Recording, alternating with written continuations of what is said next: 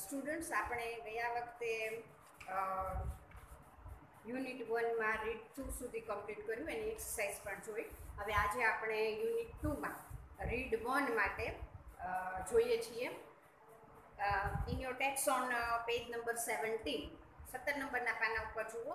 સૌથી પહેલાં આપણે ગ્લોસરી જોઈએ છીએ અને ત્યાર પછી પાઠને સમજવાનો પ્રયત્ન કરીએ છીએ. હવે આની અંદર આપણને આપેલા છે એના કેટલાક શબ્દો ગ્લોસરીના, એ પેન્સિલ સાથે રાખો એટલે જ્યાં જરૂર પડે ત્યાં તમે નોંધ કરી શકો.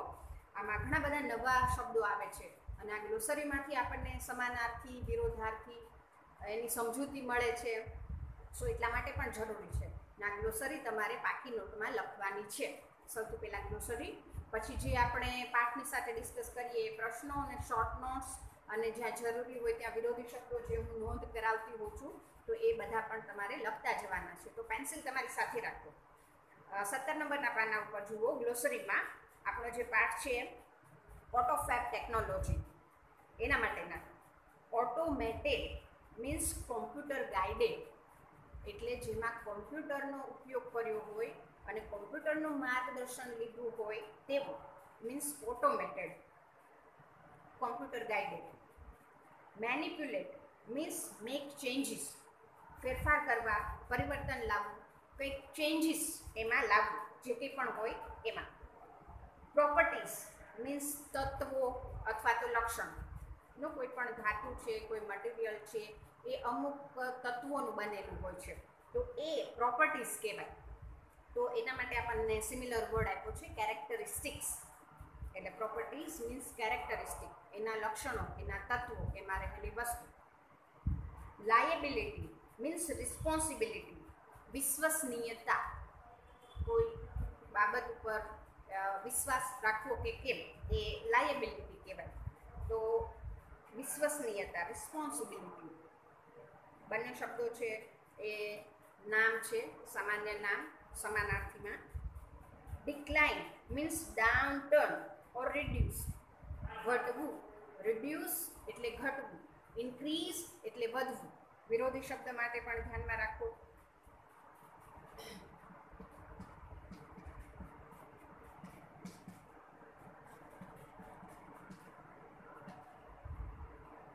અહીંયા એ શબ્દ છે આપણે ધ્યાનમાં રાખીએ.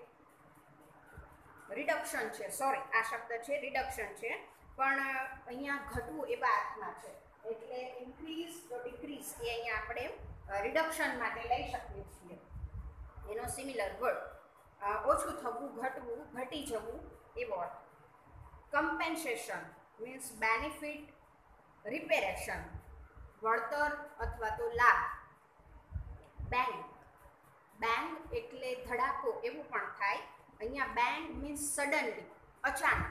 નો આપણને ઘણીવાર એમ થાય કે આ રાતોરાત આટલું મોટું પરિવર્તન આવી ગયું, તો એને બેંગ કહી શકીએ આપણે. બહુ અચાનક બની જાય, ઘણું મોટું પરિવર્તન આવી જતું હોય તો એના માટે આપણે એ લઈ શકીએ છીએ. શ્રિંક, શ્રિંક મીન્સ ઘટાડવું, મિનિમાઇઝ સંકોચાવું, નાનું કરી દેવું. મિનિમમ અને મેક્સિમમ એ આપણને શબ્દો વિરોધાર્થીમાં મળે.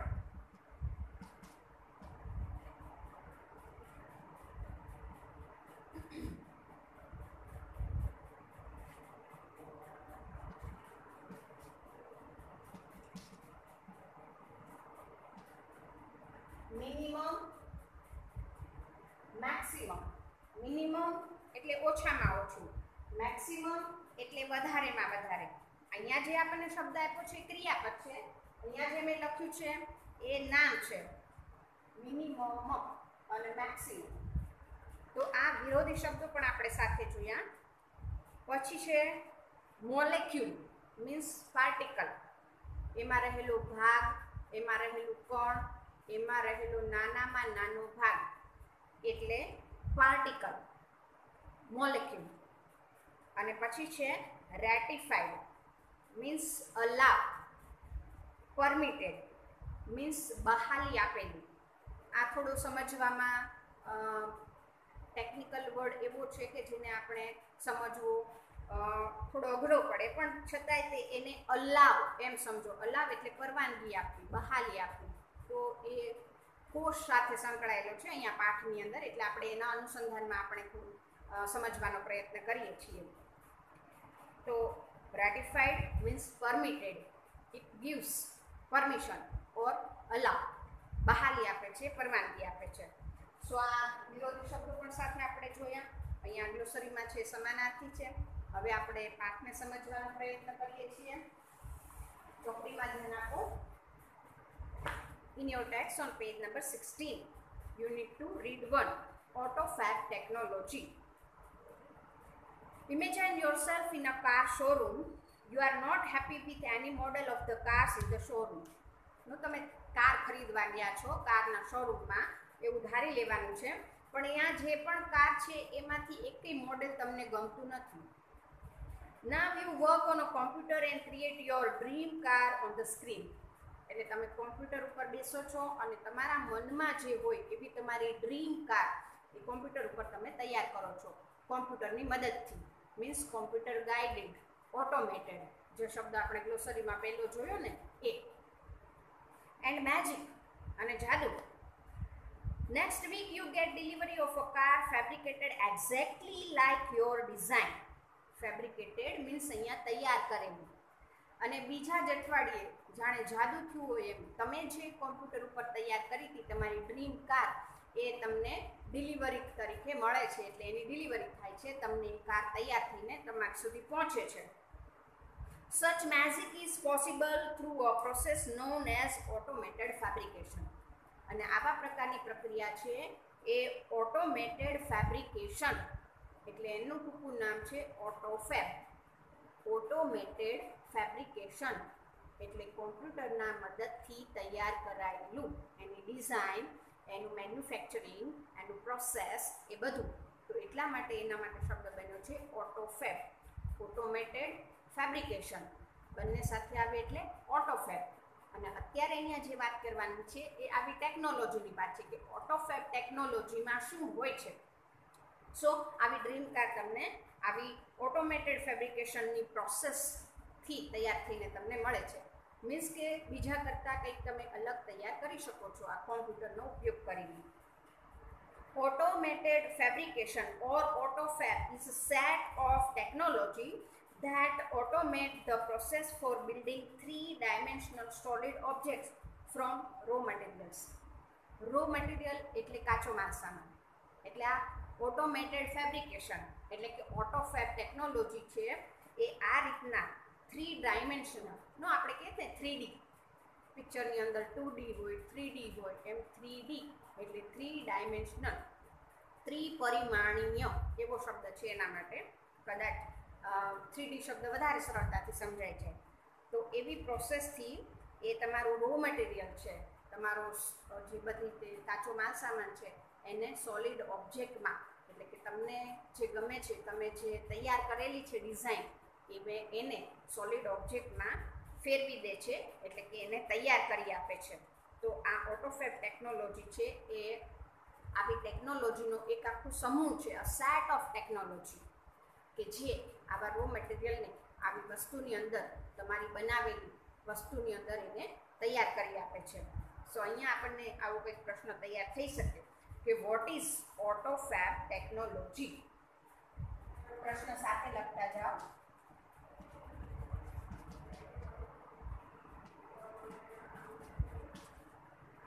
AutoFab means automated fabrication.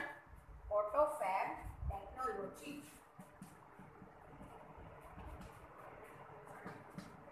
AutoFab technology શું છે? તો એ શું છે?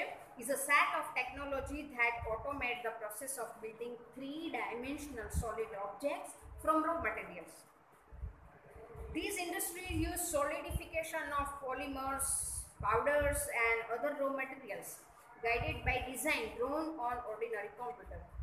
આ ઇન્ડસ્ટ્રી એટલે કે આ જે ટેકનોલોજી વાપરે છે ઇન્ડસ્ટ્રી છે એ આવા પોલિમર્સ, પાવડર્સ અને બીજા રો મટીરિયલ્સ એટલે કે આવી બધી કાચી બધી વસ્તુઓ છે એ બધાને સોલિડિફિકેશન એટલે કે એને સોલિડ બનાવે છે. એન્ડ આ બધું શેના દ્વારા થાય છે? કોઈ સામાન્ય કોમ્પ્યુટરની મદદથી એ આવી બધી વસ્તુઓ છે એને સોલિડ બનાવે છે અને એમાંથી આકાર આપે છે અને આપણી જે વસ્તુ આપણે બનાવવી હોય, આપણને જે તૈયાર કરવી હોય એ તૈયાર કરી આપે છે. Now it will be possible for human beings to acquire powers to manipulate the properties of matter. આ ટેકનોલોજીને લીધે માનવજાત છે, હ્યુમન બીંગ્સ મીન્સ માનવજાત, આપણે બધા છે, it can acquire power means કે acquire મીન્સ get, receive પ્રાપ્ત કરે છે. શું? Power to manipulate the properties of matter. કોઈ પણ ધાતુ, કોઈ પણ વસ્તુ હોય એની જે પ્રોપર્ટીઝ હોય, એનું જે તત્વ હોય એને મેનિપ્યુલેટ, એની અંદર ચેન્જીસ કરી શકે છે એ લોકો. મીન્સ કે અત્યાર સુધી જે પદ્ધતિઓ ચાલી આવતી હતી એની કરતાં જરા જુદી પદ્ધતિથી એની અંદર માણસ જાત છે એ આ ઇન્ડસ્ટ્રીમાં કામ કરી શકશે. આ રીતના એ જુદી પદ્ધતિથી કામ કરી શકશે. AutoFab is now creating opportunities for manufacturers to satisfy the unique needs of customers.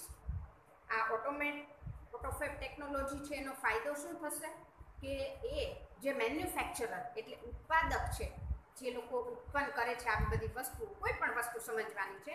આપણને ઉદાહરણ તો કારનું આપ્યું છે, પણ you can think anything, chair, table, mixer, anything, જે કંઈ પણ આપણે જીવન વપરાશમાં લેતા હોય એવી કોઈ પણ વસ્તુ છે જેનું પ્રોડક્શન થતું હોય તો એ મેન્યુફેક્ચરર છે, એવા પ્રોડક્શન છે એને કસ્ટમરની જે જરૂરિયાત હોય, ગ્રાહકની જરૂરિયાત હોય, નો બજારની અંદર 50 જાતના સીલિંગ ફેન મળતા હોય અને મારે 51 પ્રકારનો સીલિંગ ફેન જોતો હોય, તો મને એ મેન્યુફેક્ચરર છે 51 પ્રકારનો બીજો જ આખો નવો જ સીલિંગ ફેન તૈયાર કરીને આપે.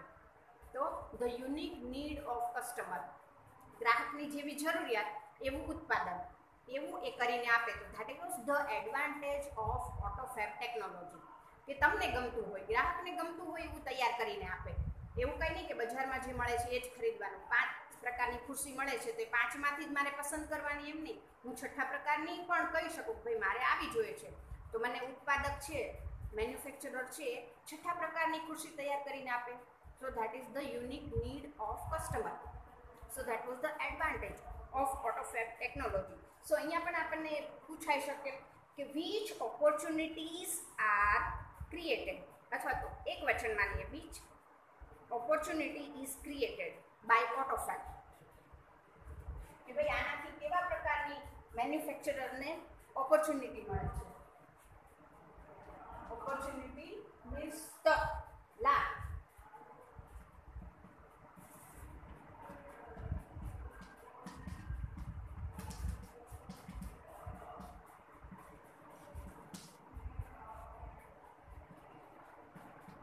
which opportunity is created, કઈ તક ઊભી થાય છે? તો કે ભાઈ ગ્રાહકની જેવી જરૂરિયાત એવું ઉત્પાદન કરી શકશે. Inviting the customers into the design, development and production process will lead to unexpected new production. અને આના માટે શું? ઇન્વાઇટ નો આમંત્રણ આપે, એટલે કે એને સાથે રાખે.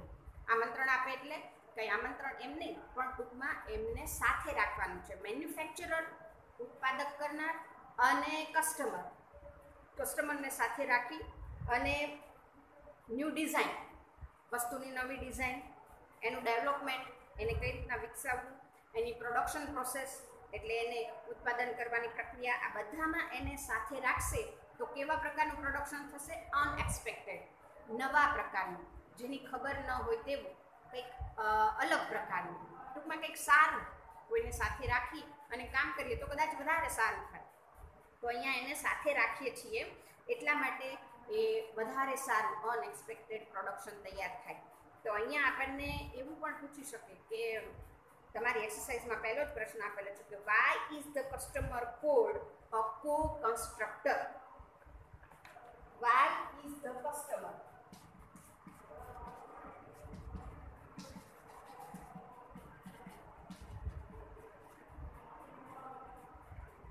Cold a કો-કન્સ્ટ્રક્ટર?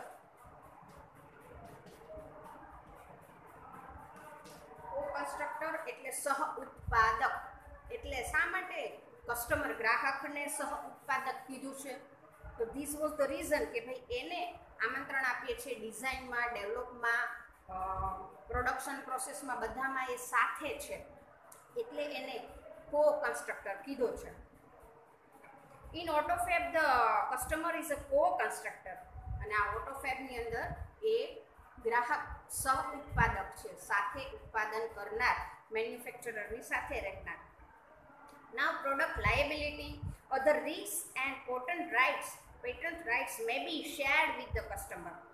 અને આના લીધે પ્રોડક્શન લાયબિલિટી એટલે જે ઉત્પાદન થયું હોય એની વિશ્વસનીયતા, બીજા જોખમો, રિસ્ક એટલે જોખમ, એન્ડ પેટન્ટનો તમને ખ્યાલ હોય કે ભાઈ કોઈ પણ વસ્તુનું ઉત્પાદન કરે તો એની પેટન્ટ લેવામાં આવે છે, તો એ પેટન્ટ રાઇટ્સ એટલે એના હક છે એ બધાય તે કસ્ટમર સાથે શેર કરવામાં આવે, એટલે વેચવામાં આવે, એટલે કે કસ્ટમર ગ્રાહક પણ એની સાથે જ હોય છે.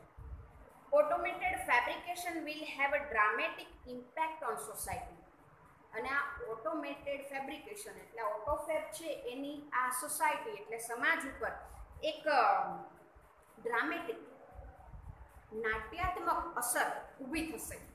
ઇમ્પેક્ટ એટલે અસર થવી, મીન્સ કે આ કોઈ એવી ટેકનોલોજીની વાત છે જે અત્યારે નથી પણ ભવિષ્યમાં હોઈ શકે, તો એને કારણે સમાજની અંદર એક અલગ પ્રકારની છાપ ઊભી થશે, કંઈક અલગ પ્રકારનું પરિણામ આવશે. આ ભવિષ્યની વાત કરેલી છે, હાલમાં આવા પ્રકારની ટેકનોલોજી છે નહીં, પણ અત્યારે જે ટેકનોલોજીનો વિકાસ થાય છે એના ઉપરથી નક્કી કરી શકીએ કે કદાચ ભવિષ્યમાં આવી ઓટોફેબ ટેકનોલોજીનું અસ્તિત્વ હોય અને મેન્યુફેક્ચરરની સાથે આપણે ગ્રાહક પણ કો કન્સ્ટ્રક્ટર બની જઈએ અને નવું ઉત્પાદનની અંદર આપણે પણ રસ લઈએ.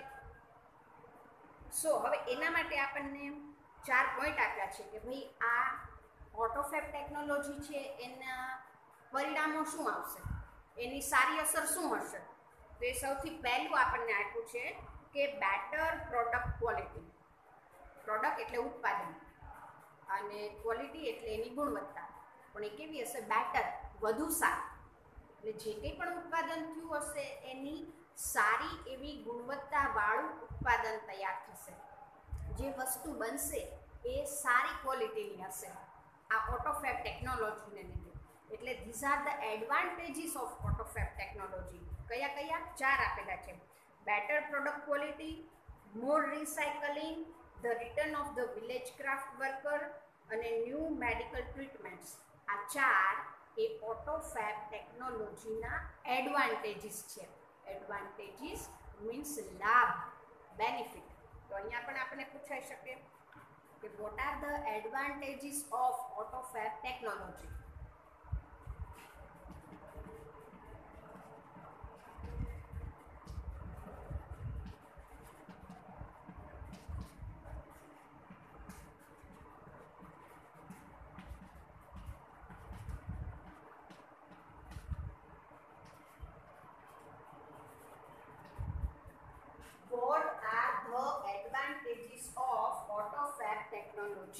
આ ઓટોફેબ ટેકનોલોજી છે એના લાભ કયા? તો આ 4 જે આપણને આપ્યા છે એ લખવાના. પહેલું બેટર પ્રોડક્શન ક્વોલિટી, બીજું મોર રિસાયકલિંગ, ત્રીજું the return of the village craft worker અને ચોથું new medical treatments.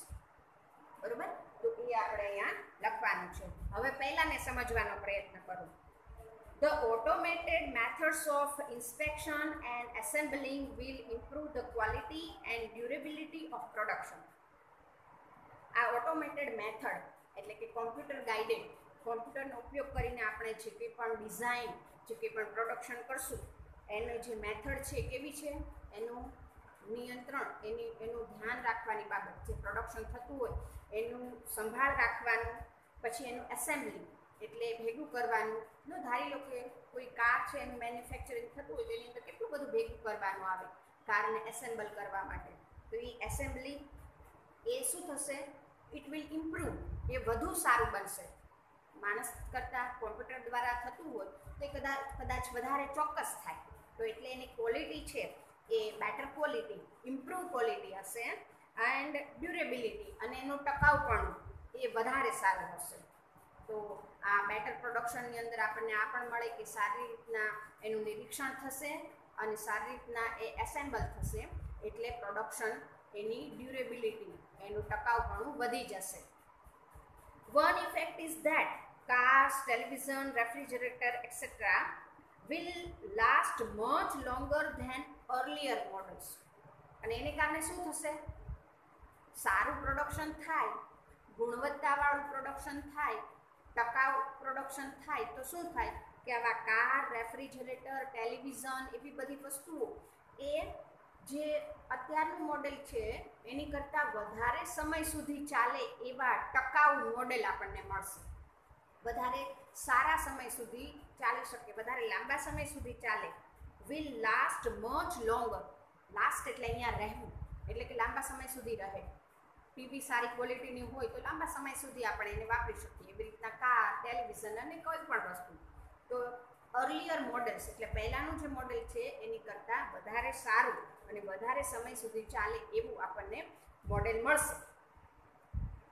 Therefore, there will be a decline in need for replacement.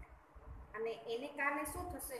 Replacement એટલે એક વસ્તુની જગ્યાએ બીજી વસ્તુ લાવવી. ધારી લો કે આપણું પહેલાંનું ફ્રીજ હોય એ ઘણા વર્ષો સુધી આપણે વાપર્યું, હવે ખરાબ થઈ ગયું તો એની જગ્યાએ આપણે નવું લઈ આવીને જૂનું જવા દઈએ તો આને કહેવાય રિપ્લેસમેન્ટ.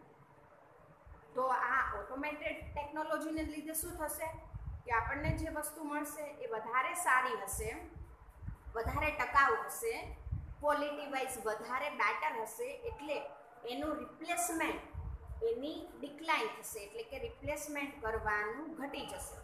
એટલે આપણે એક ફ્રીજ છે એ 10 વર્ષ ચાલતું હોય એની બદલે એ 20 વર્ષ ચાલે તો એ આપણે પછી રિપ્લેસમેન્ટ ન કરવું પડે. 10 વર્ષ પછી, 20 વર્ષ પછી વિચારવાનું થાય. તો આ જે રિપ્લેસમેન્ટ, એકની જગ્યાએ બીજું લઈ આવવું, ભાઈ એક પંખો બગડી ગયો તો બીજો લઈ આવે, કે ભાઈ એક ટીવી બગડી ગયું તો એને જવા દઈએ અને બીજું લઈ આવે, તો આ બધા જે રિપ્લેસમેન્ટ છે એ રિપ્લેસમેન્ટમાં ઘટાડો આવશે. રિપ્લેસમેન્ટમાં ઘટાડો આવે એટલે પછી કચરો પણ ઓછો પેદા થાય ને. આપણે જાણીએ છીએ કે અત્યારે ઇલેક્ટ્રોનિક કચરો કેટલો બધો દુનિયામાં વધી ગયો છે. મોબાઈલ્સ ને, મોબાઈલ સાથે વપરાયેલી બધા ગેઝેટ્સ ને, લેપટોપ ને, ફ્રીજ ને, ટીવી ને, એસી ને, આ બધા બગડી જાય એટલે આપણે રિપ્લેસ કરીએ. પછી જૂના છે એના ઢગલા પેદા થાય અને પર્યાવરણને નુકસાન કરે.